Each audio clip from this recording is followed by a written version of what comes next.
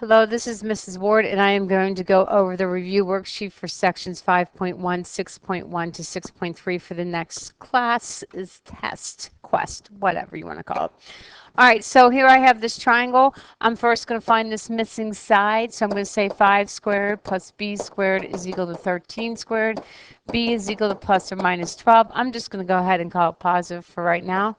Now, to find the sign is the opposite over hypotenuse, so that would be 5 over 13 based on where that angle is drawn.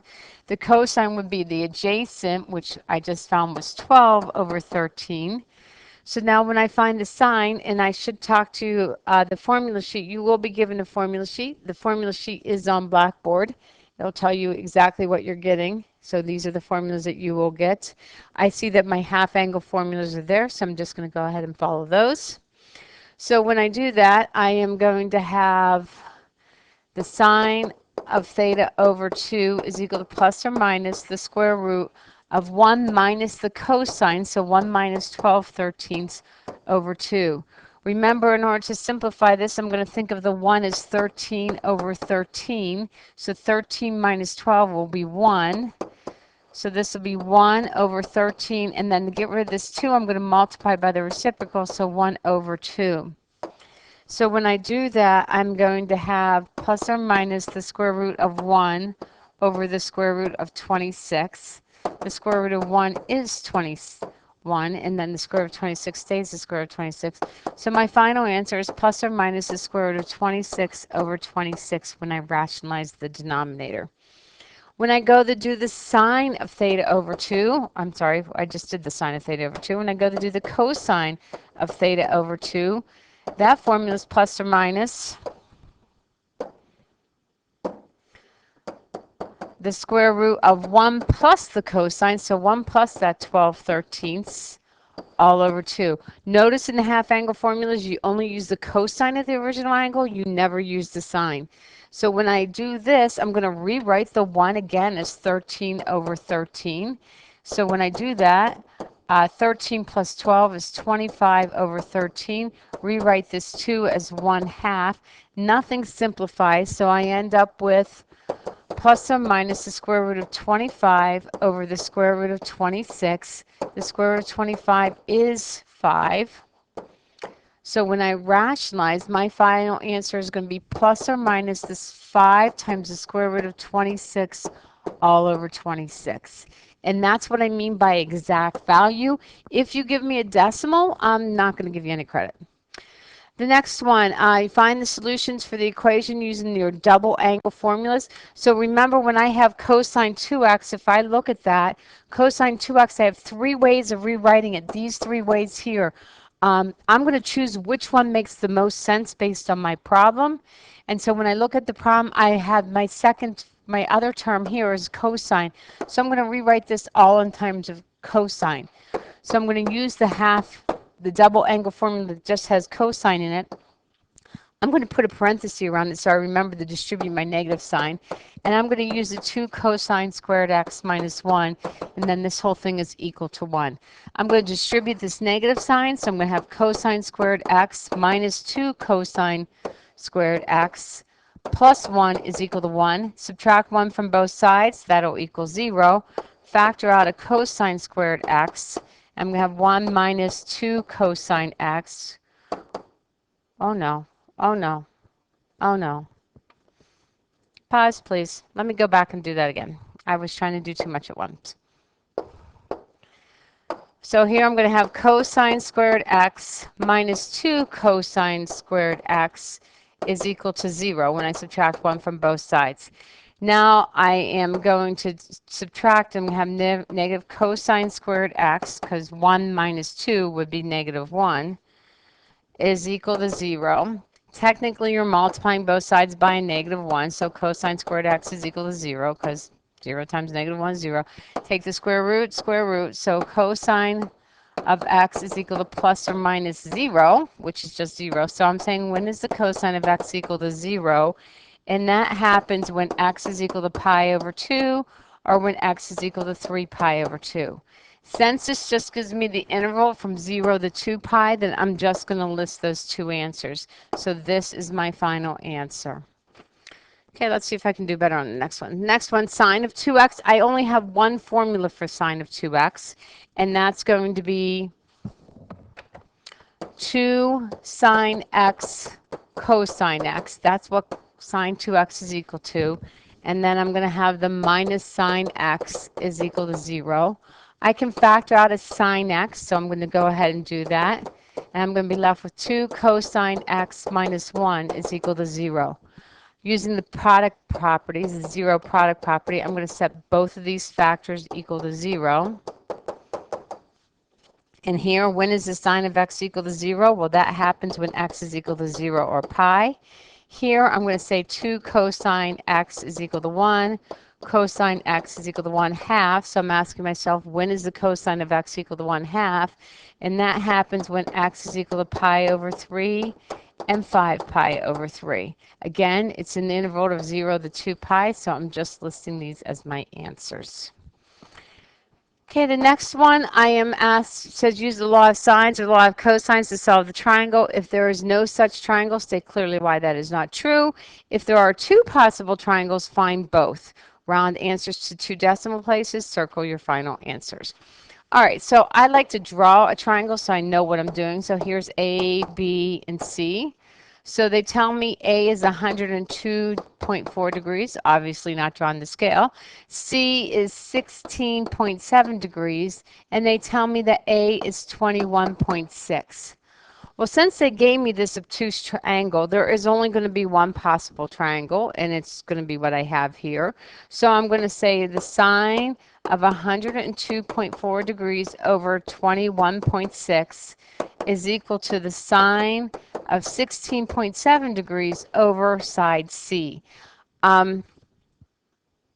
I'm not sure if you guys have been putting your angles over your sides or your sides over your angles. It doesn't matter which way you do it as long as you're consistent. In other words, in this problem, all my angles are in the numerator, all my sides are in the denominator. So when I went ahead and cross multiplied and solved, so when I did this, I'm going to have 21.6 times the sine of 16.7 degrees divided by the sine of 102.4 degrees. That's going to be what side C is equal to. And when I do all that, I get C to equal 6.36. And now, so I have C to be 6.36. Now I have to find angle B. To find angle B, I am just going to say 180 degrees minus the 102.4 degrees plus the 16.7 degrees. And when I do that, angle B ends up equaling 60.9 degrees. Now to find side B, I'm going to go back and basically use this proportion, but now I'm going to put the 60 in here. So I'm going to say the sine of 102.4 degrees over 21.6 is equal to the sine of 60.9 degrees over side B. So B is going to end up equaling 21.6 times the sine of 60.9 degrees divided by the sine of 102.4 degrees. And when I do all that beautiful, wonderful math, I get 19.32. So then I like to do what I call a reality check. So I'm saying B is 19.32. I said C was 6.36. And I said this angle was 60.9. Just check and make sure that your largest angle, so my largest angle in this example is 102. It is opposite of the largest side. My smallest angle, which is the 16.7, is opposite my smallest side. Just go back and make sure that's what's happening, because if it's not, then you know you made a mistake and you can go hopefully fix it. All right, the next one I have, A is 58 degrees.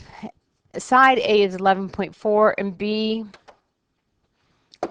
is 12.8. So here I have 58 degrees. I have A is 11.4, and then I'm going to put B here as 12.8, and then I'll call this B, and then this C, and this A. So when I go to do this, I have to see, since I'm just given that one angle and I'm given the two sides and I have that opposite pair, so I know I'm going to do the law of signs, but I'm not sure if this is going to be one of those times when I have more than one possible triangle. So remember, this is where I draw that height, and then I find the height of this. So to find the height of this, I'm going to say that the sine of 58 degrees, I'm going to use my trig, the sine is equal to the opposite, which is that height, over the hypotenuse of this little triangle that I've just made, which is 12.8. And that's why I put that B there, by the way. I also would have had to draw it upside down. That bothers me. So H is going to end up equaling 12.8 times the sine of 58 degrees. And when I do that, my height is equal to 10.86. So when I look at that 10.86, that is the smallest side. That's the smallest measurement of what I have. So I went ahead and pulled out this in case you don't remember, but if that H is less than both of the other sides, that means you have two possible triangles. So I'm going to go ahead and have to find both of these triangles, both things that can happen. So since this 10.86, which is my H, is less than my 11.4, which is less than my 12.8, then A and B, I'm going to have, it's going to be this case right here where I have two solutions. So when I go to do the law of sines, and there's only one way I can do the law of sines at this point, and that's going to be the sine of 58 degrees over that 11.4 is equal to the sine of B over 12.8. And the way I like to think of it is the side that the angle that I'm going to find right now, I'm trying to find this angle B. Because of the way it's drawn and written and whatever, is angle B is going to be, it possibly could be the largest side at this point, which means this angle could be larger than 90.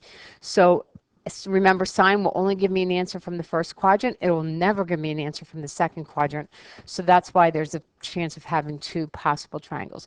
So here, when I do this, the sine of B is going to end up equaling 12.8 times the sine of 58 degrees all over 11.4.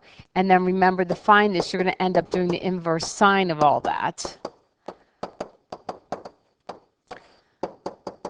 And that's going to give you angle B. And when I do that, remember, you have to change it to degrees. And when I do that, I get angle B to equal 72.21 degrees. So this is going to be triangle 1. So this is triangle 1. And I like to draw a picture, so I'm going to go ahead and draw a picture. So here's my A, here's my B, here's my C. This is 12.8, this is 11.4. And this was 58 degrees. That's what they gave me. Now, I just found this to be 72.21 degrees.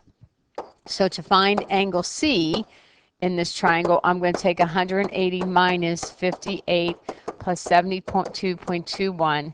And when I do that, angle C ends up equaling 49.79 degrees. So this will now be 49.79 degrees. And now I have to find side C.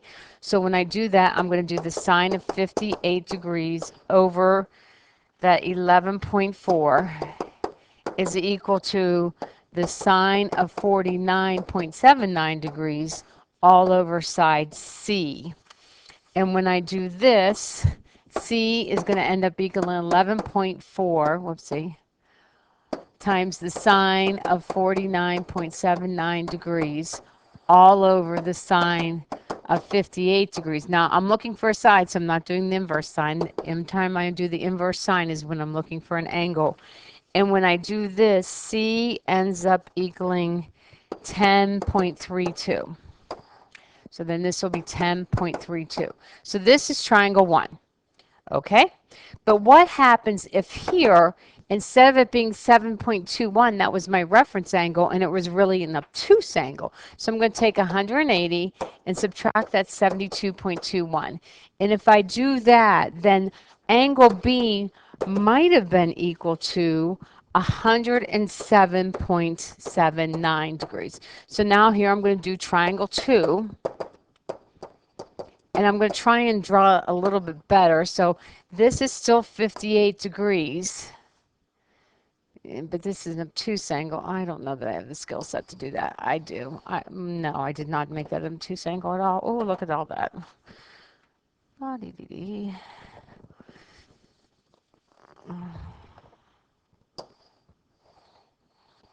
So this would be 58 degrees. This would be my A. This would be my B. This would be my C. We're now making this 107.79. This is still 12.8. This is 11.4. And now we're going to find the missing side. So now in order to do this, angle C would equal 180 minus 58 plus 107.79. And here's a fun fact. If there's only one possible triangle, when you go to do this step here, like if you think there are two triangles and there really aren't two triangles, when you go to do this step here, you're going to get an angle that is negative because these two add up to be more than 180, and then you know that that can't be right. So now here angle C would be 14.21 degrees. This is 14.21 degrees, and now I'm going to find side C, which is going to be a much smaller side. So I'm still using that same proportion. Sine 58 over 11.4 is equal to the sine of 14.21 degrees over side C. So C is equal to 11.4 times the sine of 14.21 degrees all over the sine of 58 degrees. And when I do that, C ends up equaling 3.30. So here are my two possible triangles, triangle 1, triangle 2, based on the fact that there are more than one possible triangle. If I went back here, and let's suppose I had no idea what I was doing, and if I went here and I found this first angle, well, they give me two angles, so I guess that's a good example. But if I try and force it to be two answers when there's only one, when I go to do this step right here, when I go to find this other angle, when I go to do this, if I get a negative angle here, then I know that there's only one possible triangle. So that's another way you can stop yourself if you're making a mistake. Okay, the next one, triangle 5. I'm drawing A, B, C. So side C is 10, B is 3, A is 55 degrees. So I do not have that opposite pair. I do not have a side opposite my angle. So I'm forced to use the law of cosines. So I am going to say A squared is equal to 3 squared plus 10 squared minus 2 times 3 times 10 times the cosine of 55 degrees. That's using the cosine formula. And when I do all that, I get A is equal to 8.64. And then what I'm going to do is I am going to find the smaller triangle. So now I can use the law of sine. So I'm going to say the sine of 55 degrees over 8.64 is equal to, and let's go ahead and find B first. So the sine of B degrees over 3. And I'm going to do that. And you know what? I didn't actually do it, so give me a second to do it. Okay, when I go to do this, I am going to have 3 times the sine of 55 degrees divided by 8.64, and that's going to equal the sine of angle B. So then to find this, I am going to do the inverse sine of all that.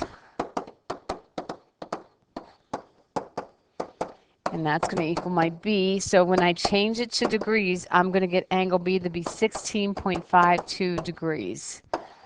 So B is 16.52 degrees. Now, the only thing left I have to find, because this is 8.64, is angle C. So I'm going to say angle C is equal to 180 minus 55 plus 16.52. And when I do that, I get angle C to equal 108.48 degrees. And then my triangle is done. Okay, moving on to the next one.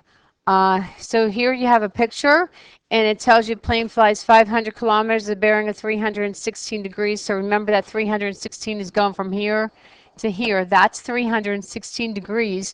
So take 360 minus that 316, and that's how they get that 44. just making sure you knew how they got that 44. So I'm clearing that out for a second. All right. From Naples, then the plane flies 720 kilometers from Eline to Canton. Canton is due west, so due west would just be straight west, straight line on the x-axis if I were in trig. And it says find the bearing of the flight from, so it wants this bearing here. So remember, if it wants the bearing, it wants this angle that goes like that. That's what it's looking for. So I'll put that back on in a second. But let's just, so right now I have this triangle, and we should all agree that we have this triangle. And if this forms a right angle, if this is 44 degrees, this is 46 degrees. So I drew a separate triangle, so not to confuse myself. And I made this 46, I made this 500, I made this 720, and it's wants the bearing up here. So I'm going to look for this angle right here. That's what I'm going to do. So when I did that, I have the sine of 46 degrees over 720 is equal to, I'll call this C for Canton. How's that? Is that good? I hope that's good. So I want the sine of C over 500. And that's the only angle I can find right now. I can't find this angle. There's no direct approach to get there. So I got to find C first and then backtrack. So when I did all this, I took, can I just start? I'm just going to go the inverse sine of 500 times the sine of 46 degrees divided by 720. And that's going to equal C. And when I did that, C ended up equaling 29.97 degrees. To make my life slightly easier, I said, you know what? I'm just going to call that 30 degrees because pretty darn close to 30 degrees. Now, I know that's not exact, and if I were on a plane, I probably wouldn't do this much rounding. But to talk to you about what we're doing today, I'm just going to round it to 30 degrees. So when I do 180 minus, what was that, 46? 46 plus 30, I'm going to get the angle E. Is that what it is? Yeah, I'm going to get the angle up there to be about 104 degrees. So this angle up here is 104 degrees. Now now that's great, but that doesn't tell me my bearing. So now I have to think. This whole angle is 104 degrees. So then what I decide to do is I decide to imagine that you have two parallel lines. And I'm sure there's a much easier way to do this, but two parallel lines. Here's my two parallel lines. Cut by my transversal. Yes, yes, yes, yes, yes. Oh, poorly drawn, but we'll fix that. Cut by my transversal. If this is 44 degrees, then this part here is 44 degrees. Yes? That should make sense. But this whole angle is 104. So if that little chunk is 44, then this chunk is 60 because the 60 plus the 44 is equal to that whole angle, which is 104 degrees. Then it wants the bearing. The bearing is from here to here. Probably draw that in a different color, from here to here. Well, from this straight line, this part of it right here is 180. And then I have this other 60 degrees. So when I add those, I'm going to get a bearing of 240 degrees. And that's going to be my final answer, is 240 degrees. You got to get good at thinking like that. All right, the next one. Find the area of a triangle with sides 6, 8, and 11. So 6, 8, and 11. I have no angles, cannot use the formula for area with sines, so I'm going to use the one for cosines, which means I have to find that partial sum thing. So 6 plus 8 plus 11 divided by 2. And when I do all that, I got 12.5. Then to find the area, I'm going to take the square root of 12.5 and then 12.5 minus 6, 12.5 minus 8, 12.5 minus 11. And when I did all that, hopefully I get an area of 23.42, whatever the units are. So if these were like feet, then this would be feet squared. If there is nothing written there, or I could have 23.42 units squared. Okay, moving on. So now we're going into the vectors. So this one, what is a vector? That is a great question. I like throwing a little vocabulary on from the official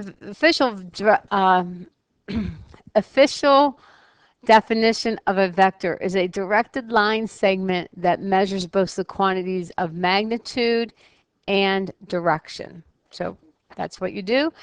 So initial point is -4, -1. 1, 2, 3, 4, -1. Terminal point is 3, 6. 1, 2, 3. 1, 2, 3, 4, 5, 6. So here's my vector. Probably should have done a different color. So here to here. That's my vector. Remember, you have to have the arrow to show direction, and that tells me that this is my initial side, this is my terminal side. So I sketched a vector. Now to find the component form, what you're doing is you're taking this vector and you're moving it so that the initial side is at the origin. So to do that, you take terminal minus initial.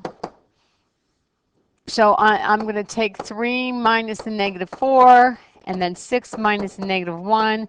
And when I do that, I get 7, 7. And if I'm having a good day, 1, 2, 3, 4, 5, 6, 7. 1, 2, 3, 4, 5, 6, 7. So that does match with what I got mathematically. To find the magnitude, if I already have the component form, to find the magnitude, I am just going to say the square root of 7 squared plus 7 squared, which is the square root of 98, which I can think of as 2 times the square root of 49. Well, the square root of 49 is 7, so I'm going to end up with 7 times the square root of 2, and that is going to be my magnitude. The next one, I want me to sketch U and V. So they are in component form, which tells me that the initial side is at the origin. So -2, 1, 2, 1, 2, 3, 4, 5. So this is U, poorly drawn. And then V, switching colors, 1, 2, 3, 4, 5, 6, 1, 2, 3. So this is U, this is V. Now it wants me to sketch, it says find U plus V and sketch it geometrically. So if I'm sketching it geometrically, I am either going to take V and put it at the end of U, and then my answer would be this. Or I could have taken U, because order of operation doesn't matter, and put it at the end of V. Either way, I'm going to end up at the same place. And if I want to do it mathematically, I'm taking -2 plus 6, 5 plus 3, and I should have ended up at 4, 8. And 1, 2, 3, 4, 4, 8. So I did end up at that point, 4, 8. Now 3U minus 5V, you do not need to do sketch that. So here I go. I'm going to first find 3U. 3U is going to be 3 times both of those. So that's going to be -6, 15. And then 5V is going to be 30, 15. And I want to subtract these. So I'm going to end up with -36, 0. Okay, moving on to the next one. Find a unit vector. Remember, the definition of a unit vector is a vector that has a magnitude of 1. That's what unit means. Think unit circle. Your radius is 1. So when I do this, I am going to first write this in component form because I like component form. I don't know how to spell component form.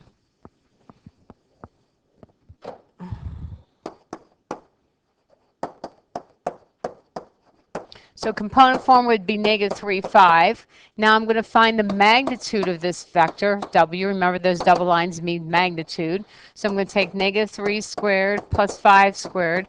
Make sure you're careful that you put that -3 in parentheses, else your calculator will do order of operations correctly and you will get the wrong answer. And so when I do all this, I get the square root of 34. So then the unit vector, to find the unit vector, I am going to take this vector, which is -3, 5, and multiply it by 1 over the square root of 34, basically dividing it by the magnitude so that it has a magnitude of 1. When I do that and rationalize, I'm going to have 3, this, and then this. Now, since it gave it to me as a linear combination with the unit vectors of I and J, I should put it back in the same answer, so format, I should say. And then so I plus 5 times the square root of 34 over 34j. And that would be my final answer. The next one, find a vector v with a magnitude of 3 in the same direction of 2, negative 9. So there's different ways to do this, but the way we taught you how to do it is we taught you to find the magnitude of u. So I'm going to go ahead and find the magnitude of u. So that's the square root of 2 squared plus negative 9 squared. And when I do that, I get square root of 85. So then I'm going to find the unit vector. To find the unit vector, I'm going to take each one of those two, skip steps, don't skip steps, Mrs. Ward.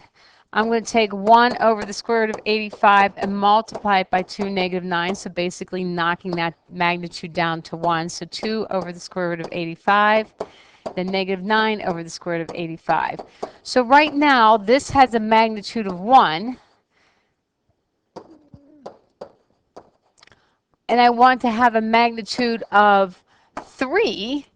So what I'm going to do to form vector v is I'm going to multiply this by 3 and give it a magnitude of 3. So when I do that, I'm going to multiply, and I'm going to have 6 over the square root of 85, and then negative 27 over the square root of 85. And now I should probably rationalize. So 6 times the square root of 85 over 85. Negative 27 times the square root of 85 over 85. And nothing simplifies between the 6 and the 85 and negative 27 and 85. And the 85 is 5 times something. 17-ish? Yeah, 17. So there's no perfect squares in there. So I'm done. The vector negative 3i plus 8j, find the directional angle. So I am going to think of this as negative 3, 8 component form. To find the direction, I'm going to do the tangent. Remember, the tangent is equal to your y over your x, your opposite over adjacent. So I'm doing the inverse tangent of that 8 over negative 3 is equal to theta. Now I'm going to stop here and think for a second. If I graph negative 3, 8, it's going to be here somewhere. So I can see that my vector is in the second quadrant, which means I'm going to have to adjust this angle, because when I do this and I crank this in my calculator is going to give me an answer of negative 77.47 degrees. But if I plot negative 3, 8, I can plainly see that it is in the second quadrant. It gave me this angle down here, this negative 77.47 degrees. So it gave me an answer in the fourth quadrant. So I am going to have to take 180 and add it to that. So 180 minus that 77.47. And when I do that, I get 102.53 degrees. So I took 180 and added that negative 77.47, and this is my final answer. So you do have to make sure that the placement of your vector matches the angle that you get for that directional angle. Okay, two forces, 35 pounds at an angle of 140 degrees and 72 pounds at an angle of 230 degrees. Find the resultant vector. So I want to find the result when these two things work together. So remember, I'm going to take 35 times the cosine of 140 degrees, sine of 140 degrees, plus 72 times the cosine of 230 degrees, sine of 230 degrees. So this part here, when I'm doing this and this, is, oh, bad color choice. Whew. So this and this are giving me the unit vector, and then these are giving me the magnitude that I want. So the 140 degrees is telling me what direction I'm going. The 35 is telling me the magnitude of that vector. So when I do all this, I wonder if I could, probably not. My resultant vector, and I'm going to use R, is this would be negative 26.81. This is 22.50. This is negative 46.28. This is negative 55.16. And when I add them together, like add the x parts, add the y parts, 73.09, negative 32.66. So that is my resultant vectors. And I know that this is in the third quadrant because they're both negative. So then it says find the directional angle. So to find the directional angle, I am going to do the inverse tangent of the y over the x. Now know that this, when I put it in the calculator, it's going to make it positive because negative divided by a negative is positive. So this angle that it's going to give me is going to be in the first quadrant, and it is. It's 24.08. But remember, I just said my vector's in the fourth quadrant. So it gave me this angle here. I want the vector down here, so I'm going to add 180 to that. And I am going to get 204.08 degrees. And that is my final answer. Then it wants the magnitude. So the magnitude of this resultant vector is going to be the square root of that negative 73.09 squared plus negative 32.66 squared. And when I do all that, the magnitude of my resultant vector is going to be 80.06. And that's it. I hope this helps, and I will see you next time in class.